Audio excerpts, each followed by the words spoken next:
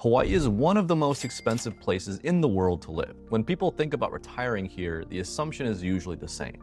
You probably need $2, $3, maybe even $4 million. And to be fair, if you want a completely unrestricted luxury lifestyle with a nice home, frequent travel, dining out regularly, that might not be too far off. But here's what I've seen working with a lot of clients of mine that live here and just living here myself. There are retirees making it work on far less. So in this video, I want to walk you through what successful retirees in Hawaii get right, the financial strategies behind it, and the trade-offs that you need to be honest about. Let's walk through the 5 biggest things that retirees here get right. Number 1 is they retire with a paid-off home. If there's one common thread among retirees who consistently make it work living in Hawaii, it's this: they own their home outright. This isn't just about peace of mind or avoiding a monthly payment. This is one of the most powerful financial decisions you can make heading into retirement. Your mortgage isn't just a payment, it adds to your fixed expenses in retirement. And fixed expenses are what make retirement more fragile. If you retire into a bad market, which happens more often than people would like to expect, you don't have that flexibility to reduce your costs and tighten the belt. So what ends up happening is you end up pulling more from your portfolio at the worst possible time. This is what we call sequence of returns risk, and it's one of the biggest threats to a retirement plan. Compare that to someone who has a paid-off home. Their baseline expenses are dramatically lower. They have flexibility. If the markets are down, they can reduce their discretionary spending and give their portfolio time to recover. That difference alone can determine whether a retirement plan succeeds or fails. But there are, of course, trade-offs. Owning a home outright in Hawaii means a large portion of your net worth is tied up in a non-liquid asset. You may be living in a home that's older or not exactly what you would choose if you were starting fresh, and it can reduce flexibility if you decide later that you want to move. Still, for many retirees that are here and are committed to being here, this is the foundation that makes everything else possible. Number 2, the second thing that retirees in Hawaii tend to get right is something that doesn't get talked about enough. They handle big, unpredictable expenses before they retire. Things like replacing a roof, updating your plumbing or electrical, or renovating key parts of your home. On the surface, this might seem like a basic planning step, but financially it's much more important than it looks. Because one of the biggest risks in retirement isn't just running out of money, it's when you have to spend it. If you're forced to take a large withdrawal during a market downturn, it can have a lasting impact on your portfolio. Again, this is sequence of returns risk. If you're forced to take a large withdrawal during a market downturn, it can have a lasting impact on your portfolio. So what these retirees are doing, intentionally or not, is converting unpredictable big future expenses into controlled, planned costs. And by doing so, they're removing uncertainty.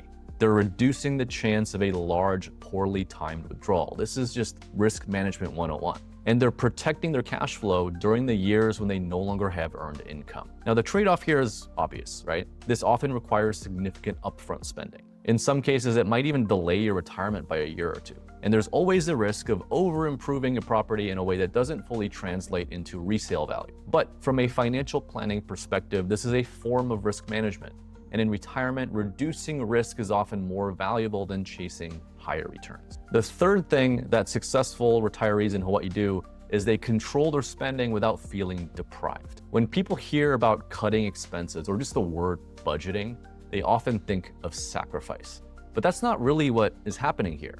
Retirees who make it work in Hawaii tend to build habits and lifestyles that keep their spending efficient and more intentional. This might include shopping regularly at Costco for groceries, cooking at home more often, and taking advantage of local deals and routine. And while this might seem like a small thing, it has a big financial impact long term, because what they're really doing is controlling their personal lifestyle inflation. We all know that inflation exists at the macro level, but what matters more in retirement is how much your own spending will increase over time. If your baseline essential spending is lower and more stable, you need to withdraw less, your portfolio will last longer, and you're less exposed to rising costs. And just as importantly, your lifestyle becomes more sustainable. This isn't about being cheap, it's about aligning your spending with what your plan can support over several decades, not just the first few years of retirement. Of course, there are trade-offs too.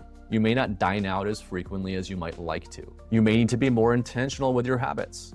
Convenience might take a slight hit, but in exchange, you gain something a lot more valuable, which is control. The fourth thing that a lot of successful retirees in Hawaii do is that they have a lot of inexpensive lifestyle hobbies. This is one of the most underrated advantages of retiring in Hawaii. The best parts of living here are often free. Going to the beach doesn't cost you anything. Hiking doesn't cost anything. Spending time with your family, being outdoors, enjoying the beautiful environment we have here. These are all low-cost, high-value activities that a lot of people on the mainland pay thousands of dollars to come enjoy. Retirees who make it work here will really lean into that. They don't build a retirement lifestyle around constant international travel or expensive dining out every single day or high-cost entertainment. Instead, they build it around experiences that are naturally available here on the islands. And from a financial standpoint, this is huge because your lifestyle determines your withdrawal rate. If your version of retirement requires high ongoing spending, frequent travel, your portfolio has to work a lot harder to make it sustainable. By contrast, if your lifestyle is lower cost and flexible, your portfolio has a lot more room to breathe. That flexibility can make the difference between a plan that survives market volatility and one that breaks under pressure. Now, keep in mind, the trade-offs here are also very real. You're not living a full-time luxury lifestyle. You're going to travel less potentially. You may spend differently than you did during your working years. But for a lot of retirees, specifically here in Hawaii, they find that this shift actually improves their quality of life because it's less about consumption and more about experiences and enjoying where you are. The fifth and final thing that successful retirees do in Hawaii is they maintain some form of income. This might be the most important and misunderstood factor. A lot of retirees don't rely entirely on their portfolio. They have some form of supplemental income, and that could include a pension or part-time work, consulting, rental income, or a small business. But here's the key point. It doesn't have to be a lot. Even an extra $500 to $1,500 per month can make a huge, meaningful difference because that income directly reduces how much you need to withdraw from your investments. And that lowers your withdrawal rate, it improves your portfolio's longevity, and reduces stress during market downturns. From a planning standpoint, this is incredibly powerful. A lot of people view retirement as a complete stop, as a finish line. No more work.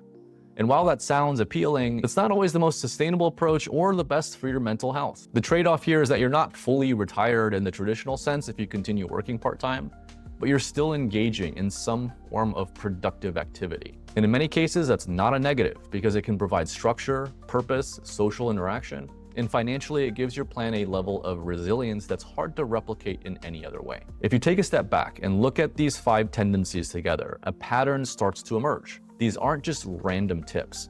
They're solving a very specific financial problem. A paid-off home reduces fixed expenses and sequence of returns risk. Paying pre-retirement big expenses up front can reduce future uncertainty and also sequence of returns risk. Controlled spending manages inflation and cash flow and reduces sequence of returns risk. A lower cost lifestyle reduces withdrawal pressure and sequence of returns risk. And finally, a supplemental income adds flexibility and stability, and you guessed it, reduces sequence of returns risk. So in other words, it's reducing the amount your portfolio has to do and how much you rely on your portfolio to sustain your lifestyle. And that is the real goal, because the less pressure you put on your investments, the more likely your plan is to succeed. The reality that most people need to hear is that all of this is not accidental and none of it is effortless. Retiring in Hawaii isn't just about having a certain amount of money. It's about making a series of decisions, often years in advance, that shape what your retirement will look like. And those decisions come with trade-offs. You might live in a more modest home, spend more intentionally,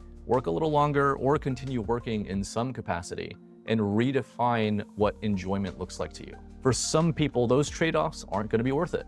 And that's okay. But for others, it's exactly what allows them to live in their home in a place that's arguably one of the most beautiful places in the world without constant financial stress. So when people ask me if they can retire in Hawaii, they're usually asking a financial question. How much do I need? But the better question is, what kind of retirement are you trying to build? Because Hawaii doesn't just require money, it requires intention. The retirees who make it work aren't just lucky, they're structured. They've aligned their lifestyle with their financial reality.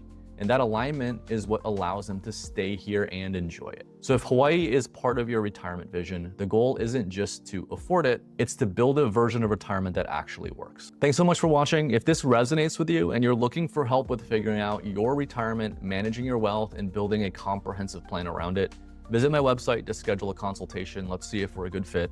And if you found this helpful, don't forget to like and subscribe for more videos on retiring with purpose and living life in your terms. I'll see you next time.